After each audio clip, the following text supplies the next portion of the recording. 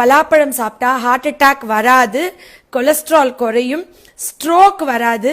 நீங்க பால்ல வெள்ளைப்பூண்டு பால் கொதிக்க வச்சு குடிச்சா கூட வேர்வை நாற்றம் வரும், இல்ல உங்களுக்கு வந்துட்டு அல்சர் வரலாம், எல்லாமே வரலாம். பட் பலாப்பழம் நம்மளுக்கு இது வந்து நேற்று நான் படிக்க ஆரம்பிச்சதுக்கு அப்புறம் ஒரு மாதமா இதை பத்தி நான் ஆய்வு, ஏன்னா பலாப்பழம் சீசன் ஆரம்பிச்சு ஆல்மோஸ்ட் பிப்ரவரிலேருந்தே ஸ்டார்ட் ஆயிடுச்சு. பட் இன்னும் 2 மாசம் தான் இருக்கு. நான் கடைசி நேரத்தில் இந்த வீடியோ போடுறேன்னு நினைக்காதீங்க. 3 மாதங்கள் நான் அவ்வளோ ஜேர்னல்ஸ், அவ்வளோ புக்ஸ் எடுத்து படித்தேன்.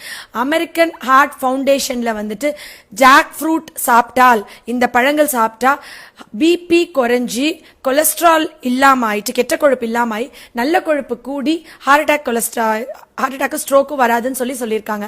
இது மட்டும் தானா அப்படின்னு பாத்தீங்கன்னாக்கா, சில பழங்கள் வந்து சாப்பிட்டா சர்க்கரை கூடும், சில பழங்கள் சாப்பிட்டா சர்க்கரை குறையும். அதாவது ஒரு பழத்தோட கிளைசிமிக் இண்டெக்ஸ் வச்சுதான் அந்த பழம் வந்து சர்க்கரை வியாதி வருமா வராதான்னு சொல்லலாம். சில பழங்கள் கிளைசிமிக் இண்டெக்ஸ் கூட இருக்கும், சிலதுக்கு கிளைசிமிக் இண்டெக்ஸ் குறைய இருக்கும். ஆனா பலாப்பழத்துக்கு கிளைசிமிக்